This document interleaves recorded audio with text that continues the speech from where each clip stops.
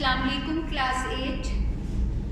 Hope you are doing well at home and enjoying online classes. I hope you have watched my last videos as well and you learned and enjoyed those videos. So today we will proceed further in our chapter 2. आज हम अपने chapter 2 के third lesson में land forms made by wind पढ़ेंगे। लेकिन before we start next lesson हम पिछले lesson को थोड़ा सा दोहराते हैं। First we learn what are the land forms. Basically the earth surface is not uniform and it had different features on it. इनको हम लैंड फॉर्म्स कहते हैं। For example plains, mountains,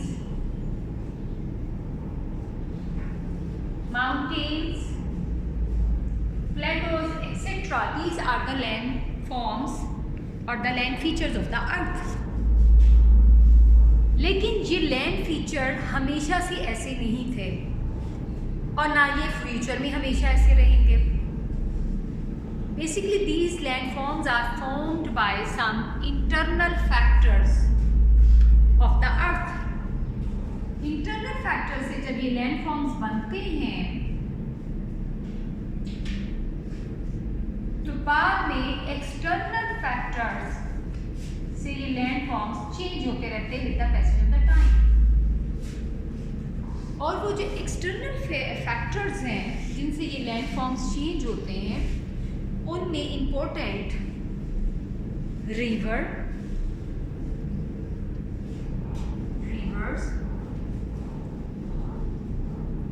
glaciers,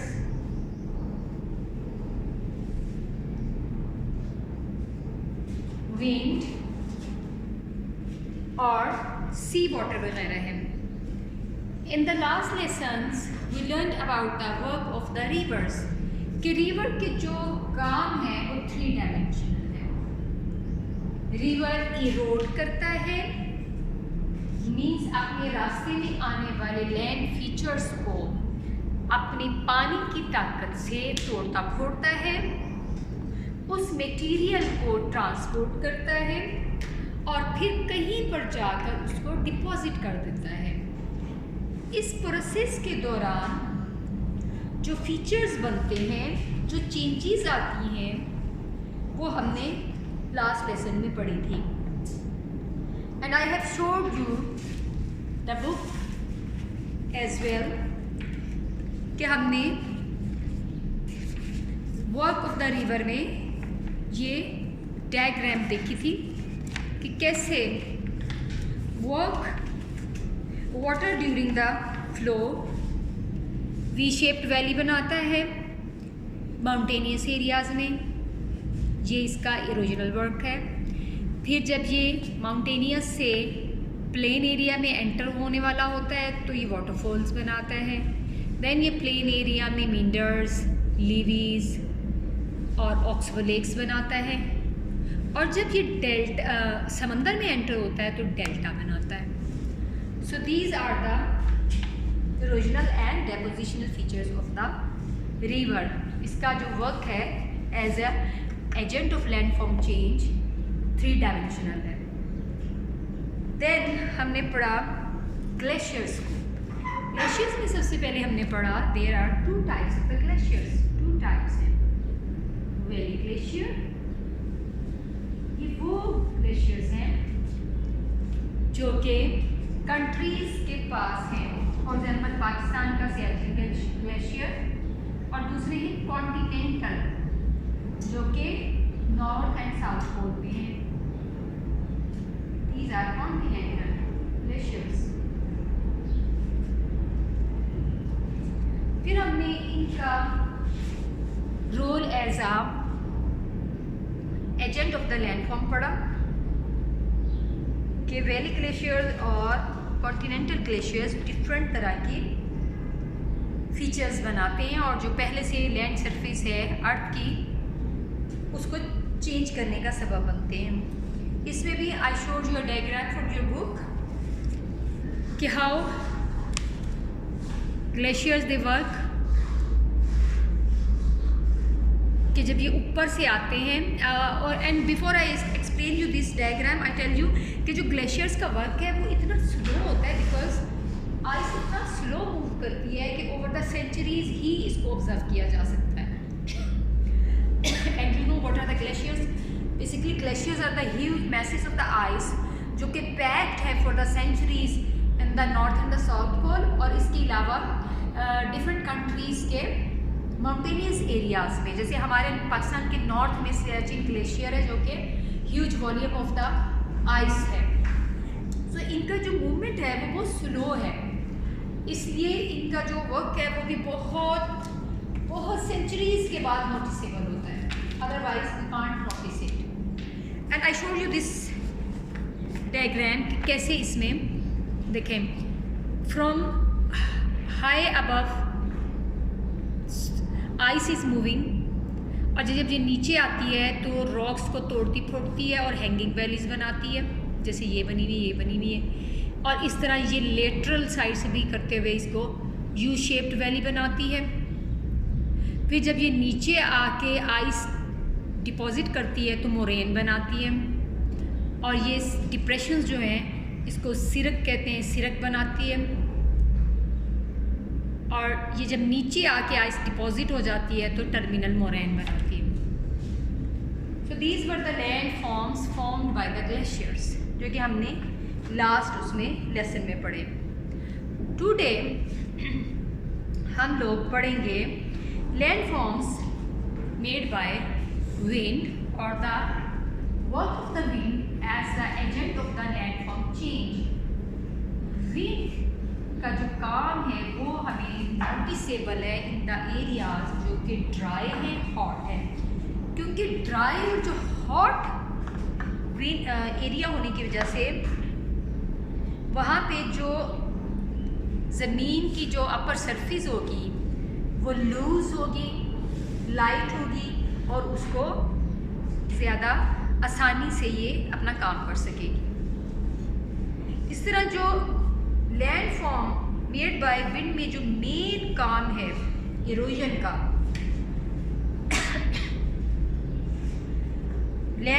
wind वो ऐसे परफॉर्म करती है कि ये सबसे पहले अपना जो इरोजनल वर्क है उसको परफॉर्म करती है, मीन्स तोड़ फोड़ करती है, सिमिलर लाइक द रिवर कि पानी सबसे पहले तोड़ फोड़ करता है, अपने रास्ते में आने वाली चीज़ों को डिज़ोल्व करता है, अपने अंदर ट्रांसपोर्ट करता है और फिर डिपॉजिट कर देता है। तो similar is with the wind. Wind का जो इरोजनल वर्क है इट इज़ ऑफ 2 स्टेप्स या 2 वेज में होता है। Number 1 is deflation. What happens कि जो ऑलरेडी सॉइल सेडिमेंट्स हैं या अपर लेयर ऑफ द अर्थ के जो अपर लेयर है वो लूज अनकंसोलिडेटेड पार्टिकल्स होते हैं, तो उनको ये उठा लेती है, इसको डिफ्लेशन कहते हैं, अपने साथ हवा कैरी कर लेती है। जैसे सिमिलरली आप सुनते होंगे विंड स्टॉर्म है, बहुत डस्टी है, हमारे कंट्री में भी जब गर्मियों में बहुत गर्मी होती है और ड्राई होता है मौसम तो आंधी चलती है जिसमें कि बहुत ज़्यादा गर्द गुबार होता है, बेसिकली वो डिफ्लेशन का प्रोसेस होता है और इसमें अनकंसोलिडेटेड सेडिमेंट्स को अपने साथ कैरी कर लेती है। सेकेंडली कि वो इन सेडिमेंट्स को फर्दर रगड़ के लिए दूसरी चीज़ों के साथ एब्रेशन, रगड़ के इस्तेमाल करते जिसको एब्रेशन कहते हैं, डिफ्लेटेड मटेरियल को एब्रेशन के लिए इस्तेमाल करती है। मीन्स पहले से जो ढीले ढाले लूज पार्टिकल्स हैं उनको उठा लिया अपने साथ, फिर उनको अपने साथ अपनी ताकत से लेके गई और फिर जो रास्ते में जो कोई चीज़ें हैं उनके साथ इनके ज़रिए ये जो अनकंसोलिडेटेड सेगमेंट्स हैं उनको उनके साथ एब्रेशन करवाई, रगड़ करवाई और उससे फिर जो फीचर्स बनते हैं those are called erosional landforms made by wind. Now I will show you different erosional landforms formed by the wind. From the book we will take this diagram. ये एक ड्राई एरिया है जिस पे के sand और soil मौजूद है और यहाँ पे विंड एक इफ़ेक्टिव टूल है। इस जगह पर ऊपर हार्ड रॉक है और नीचे सॉफ्ट रॉक है। With the passage of the time due to the work of the wind, ऊपर की हार्ड रॉक तो कम इरोड हुई है लेकिन नीचे की सॉफ्ट रॉक ज़्यादा इरोड हुई है और ये एक टेबल या डेस्क लाइक स्लैब जो है वो बन गई है। तो इसको ज़्यूइंग कहते हैं, zeugen. And this is one erosional platform of the wind. Then अगर ऊपर हार्ड रॉक मौजूद हो और नीचे की सॉफ्ट रॉक बहुत ज़्यादा इरोड हो जाए तो it's like a mushroom rock. इसकी शेप मशरूम की तरह की बन जाती है और इसको मशरूम रॉक कहते हैं। Sometimes because of the wind erosion depressions बन जाते हैं, गड्ढे बन जाते हैं। ये छोटा हो तो इसको डिफ्लेशन बेसन कहते हैं और अगर ये बड़ा हो तो लेक कहते हैं। ये लेक की तरह का बन जाता है और सहरा वगैरह में विंड इरोजन का ज़्यादा प्रोसीजर या विंड का जो इफ़ेक्ट है as a agent of landform change deserts में ज़्यादा नोटिसेबल है। इसलिए जब डेजर्ट में इस तरह का डिप्रेशन बनता है और बारिश हो और उसमें पानी इकट्ठा हो जाए तो ये लेक कहलाएगी। इस तरह सिमिलरली अगर hard and soft rocks side by side मौजूद हों तो हार्ड रॉक कम इरोड हुई और सॉफ्ट ज़्यादा, तो ये एक जिग जैग सा बन जाता है। इसको यार्डन कहते हैं। This is another feature of the wind, erosional feature of the wind. So and this is inselberg. अगर ऊपर की soft rocks, soft soil, soft rock Erode हो जाए और नीचे जो हार्ड रॉक है वो लाइक अ टावर और अ पिलर मौजूद रहे तो इसको इंसलबर्ग कहते हैं। ज़्यूइंग में और इंसलबर्ग में ये फ़र्क है कि इसमें ऊपर हार्ड रॉक है और नीचे सॉफ्ट, जबकि इसमें ऊपर सॉफ्ट रॉक थी जो कि सारी इरोड हो गई है और नीचे हार्ड रॉक है। So these are the erosional features of the wind. Now we will study about the depositional features of the wind. Now we will learn about the different features formed by the deposition of wind. जब हमने पढ़ा है कि हवा जो है पहले से जो लूज मटेरियल होता है, जैसे मट्टी के पार्टिकल्स हैं, सैंड पार्टिकल्स हैं, सेडिमेंट्स हैं, उनको अपने साथ उठाती है। इस प्रोसेस को डिफ्लेशन कहते हैं और ये आपस में रगड़ते हैं और रास्ते में आने वाली चीज़ों के साथ भी रगड़ खाते हैं, तो इसको एब्रेशन कहते हैं। इसके बाद ये डिपॉजिट कर देती है, विंड डिपॉजिट कर देती है अपने साथ उठाए हुए मटेरियल को जहाँ कहीं विंड की डायरेक्शन कम हो जाती है या कोई रास्ते में हर्डल आ जाती है। दैट्स वाई अगर आप ये ऑब्ज़र्व कीजिएगा कि अगर कभी आंधी आए, तूफ़ान आए, मट्टी का तूफ़ान आए, तो आप सुबह अगर अपना गेट या दरवाज़ा ओपन करें, मेन डोर, तो आपको वहाँ पे मट्टी का ढेर नज़र आएगा और पाइल ऑफ सॉइल नज़र आएगा, हीप ऑफ सॉइल। उसकी वजह ये है कि वो गेट या वो दीवार या उस दरवाजे ने जब रुकावट की आगे, हवा के आगे, तो उसने अपना वेट जो है, जो उसने मटेरियल उठाया हुआ था, वो ड्रॉप कर दिया। ठीक है। सो इस तरह depositional features of the wind बनते हैं। इसमें हम depositional features of the wind are called dunes, उनको ड्यून्स कहते हैं। और there are different types of the dunes according to the shape and the direction of the wind. Agar look at this diagram from the book, when wind deposit longitudinal, लंबाई के रुख मट्टी को बिछा दे, रेत को, जो भी सेडिमेंट्स हैं, तो these are known as the longitudinal dunes. और अगर मट्टी जा रही है और उसके रास्ते में कोई रुकावट आ गई है तो विंड की डायरेक्शन से 90 डिग्री के एंगल पे जो मटेरियल इकट्ठा होगा उसको ट्रांसवर्स ड्यून्स कहते हैं। So these are the transverse dunes, these are the longitudinal dunes and these are the crescent shape dunes. क्योंकि क्रीसेंट की शेप के इसलिए इनको क्रीसेंट शेप ड्यून्स कहते हैं। हवा इस तरफ से आई है, मटेरियल डिपॉजिट किया है और उसकी पावर कम हो गई है या आगे चली गई है। अब जिस तरफ से विंड आ रही है उस तरफ ये ऊंचा होगा और नीचे जिस तरफ ये गई है उस तरफ नीचा होगा। तो इसको विंडवर्ड साइड थिन होगी और जो लीवर्ड साइड है वो थिन होगी, विंडवर्ड साइड जो है ऊंची होगी। और अगर wind is changing continuously direction, कभी किस डायरेक्शन में जा रही है कभी किस डायरेक्शन में मूव कर रही है, तो उससे स्टार शेप ड्यून्स बनते हैं।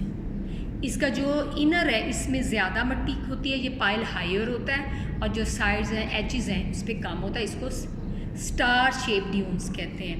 Dunes are basically the depositional feature of the wind. इसी तरह अगर कोस्टल एरिया में भी हवाएं चलती हैं और वहाँ पे भी जो सैंड या सिल्ट है कोस्ट पर उसको भी अपने साथ कैरी करते हैं और फिर किसी जगह डिपॉजिट करती हैं। तो जो कोस्टल एरिया में बनते हैं ड्यून्स वो भी क्रिसेंट शेप के होते हैं, लेकिन इसका ज़रा माउथ जो है वो नैरो है।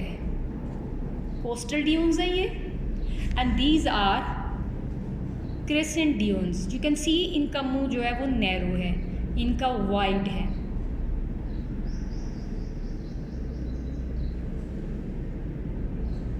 Okay, so this is about कि जो सैंड अपने मटेरियल को जो है वो ड्रॉप कर देती है, इसको हम ड्यून्स कहते हैं। और फिर हमने different types of the dunes को देखा।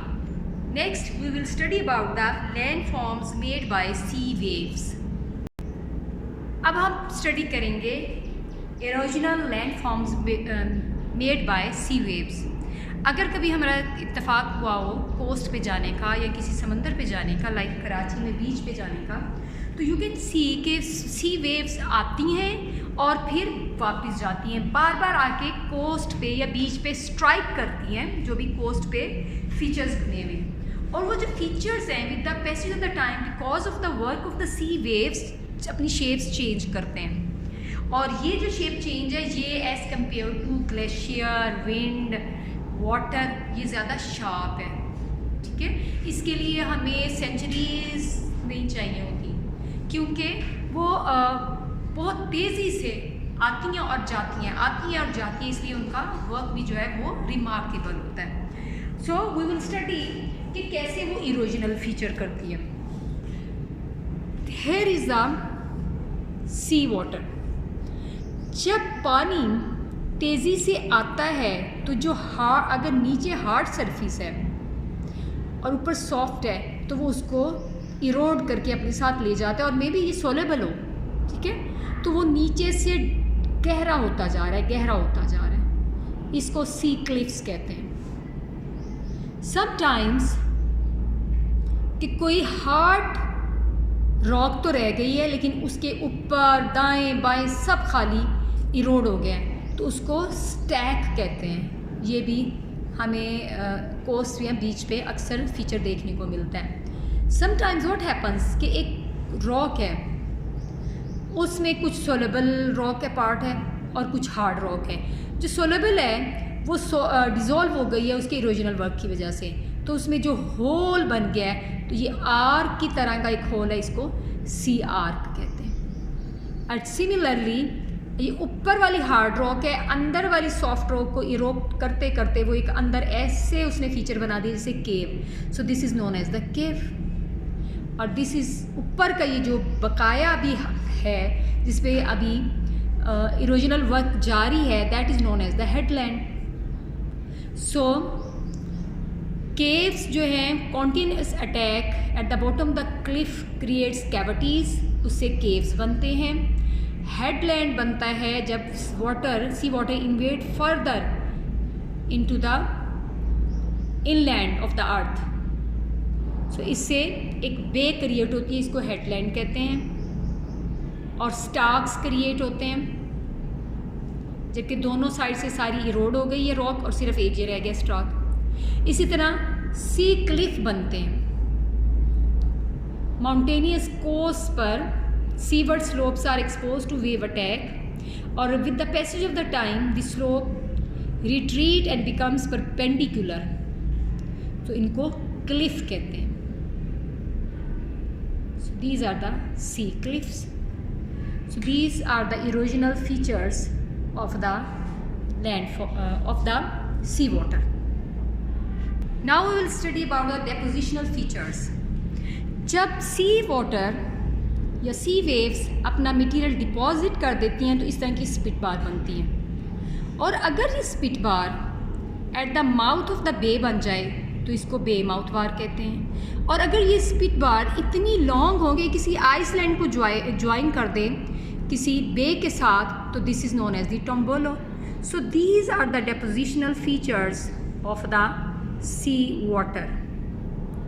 Basically spit bar is a main feature, और इसकी डिफरेंट आगे स्पेसिफिकेशन है कि अगर ये बे के मुंह पे आ जाए, अगर ये आइलैंड को ज्वाइन कर दे तो इसको फिर टोम्बोलो कहते हैं। So these are the depositional features of the sea wave. I hope you enjoyed and learned from this video. Thank you so much for watching.